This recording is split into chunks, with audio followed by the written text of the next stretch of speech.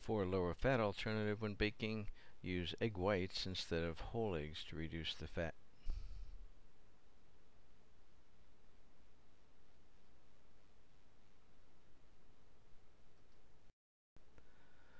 Kristen skipped lunch and is feeling lightheaded. She wants a quick snack before her next meeting and reaches for a candy bar. What would be a better alternative to a candy bar? Yogurt and an apple. Healthier for you, plus the candy bar is going to have a quick fix, and then you're going to be sleepy. One way to cut down on the fat content of muffins is by substituting applesauce in place of half the butter or oil the recipe calls for.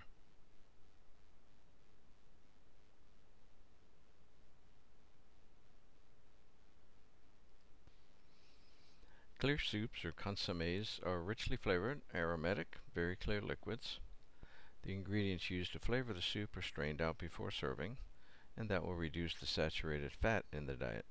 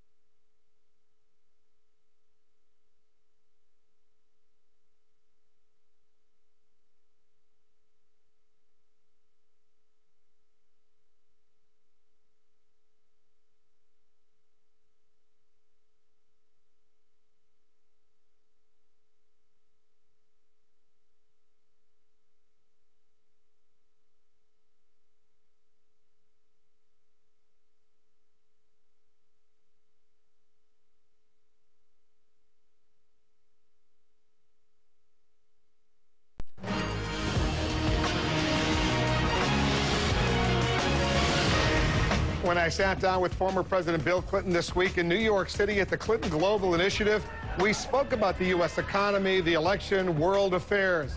But the part of the interview that grabbed so much attention was about his dramatic weight loss and the diet that helped him shed 24 pounds. I live on beans, legumes, vegetables, fruit. I drink a protein supplement every morning. No dairy. I drink almond milk mixed in with fruit and a protein powder, so I get the protein for the day when I start the day out. And it changed my whole metabolism, and I lost 24 pounds. And I got back to basically what I weighed in high school. But I did it for a different reason. I mean, I wanted to lose a little weight, but I didn't dream this would happen. I did it because after I had this stent put in, I realized that even though it happens quite often that after you have bypasses, you lose the veins because they're thinner and weaker than arteries. The truth is that it clogged up, which means that the cholesterol was still causing buildup in my vein that was part of my bypass. And thank God I could take the stents. I don't want it to happen again. So I did all this research, and I saw that 82% of the people since 1986 who have gone on a plant-based, no dairy, no meat of any kind, no chicken, turkey. I eat very little fish. Once in a while I'll have a little fish, not often. If you can do it, 82% of the people who've done that have begun to heal themselves. Their arterial blockage cleans up. The calcium deposit around their heart breaks up.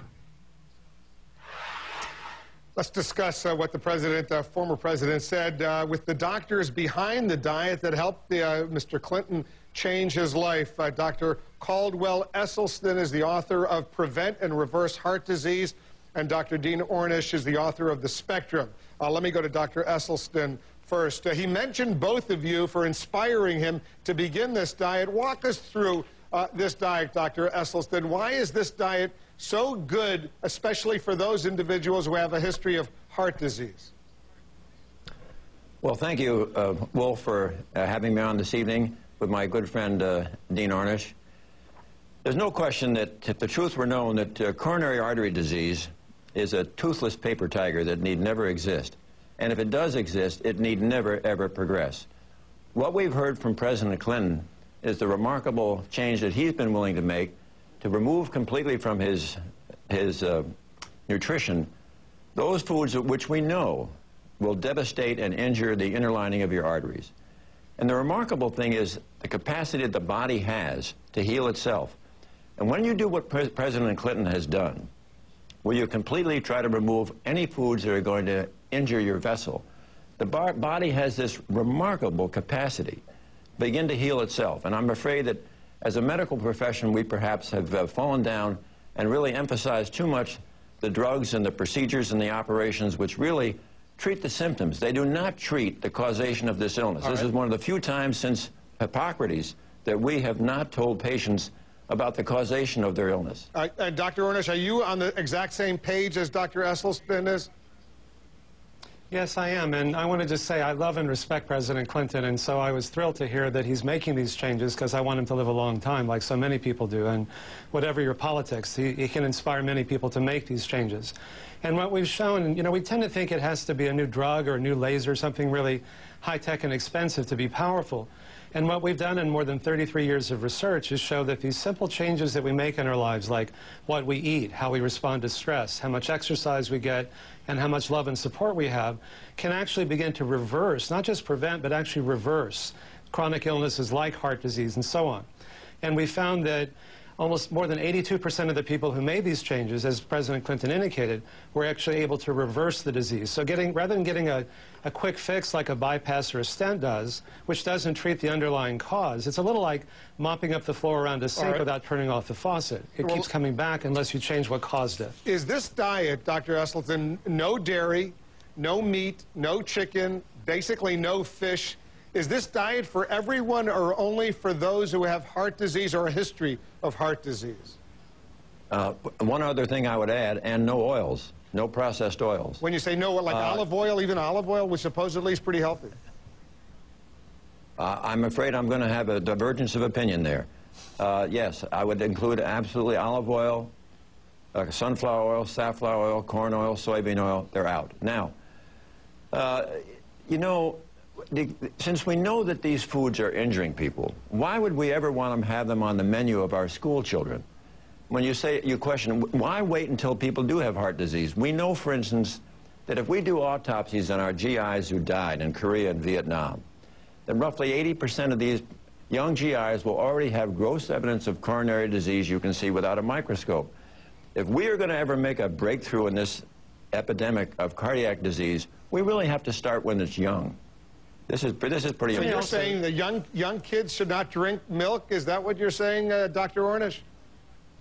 No, I'm not. I'm saying that there's a spectrum of choices. And what President Clinton is doing is what you might call the pound of cure. If you're trying to reverse a chronic disease like heart disease, we also show that these same changes can stop or reverse the progression of early prostate cancer, diabetes, high blood pressure, elevated cholesterol. Then you need to make bigger changes. But if you're just trying to lose a few pounds or get your cholesterol down, you can start by making moderate changes. And if that's enough, great. If not, you can do more. What matters most is your overall way of eating and living. So if you indulge yourself one day, eat healthier the next. Dr. Esselstyn, is this the diet that you personally live on? The one that I described earlier, yes, I most certainly do. My dad had his first heart attack at age 43, and I've been eating this way for over 26 years. And Dr. Ornish, is that the way you live? No chicken, no meat, no dairy, I guess some of the fun things in life? Is that what I'm hearing you say? You know, the old joke is, am I going to live longer, or is it just going to seem longer if I eat this way? And it's not all or nothing. What you include in your diet is as important as what you exclude. There are hundreds of thousands of protective substances. I also recommend people take 3 or 4 grams a day of fish oil because the omega-3 fatty acids can be so protective. So we heard Dr. Esselstyn say no oil.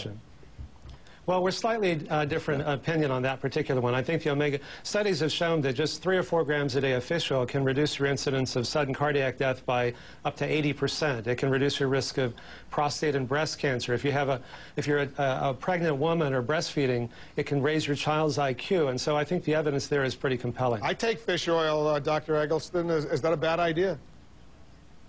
Well, I'm not going to really wrestle with Dean over fish oil. We have so much that is in common, and we're striving together to really make the basic point here really is that by eating these whole foods and getting away from processed foods, getting away from the dairy, anything with a mother, anything with a face, meat, fish, and chicken, it's so incredible how powerful the body can be. And if we're going to have a seismic revolution of health in this country, which is really right at our fingertips, when the major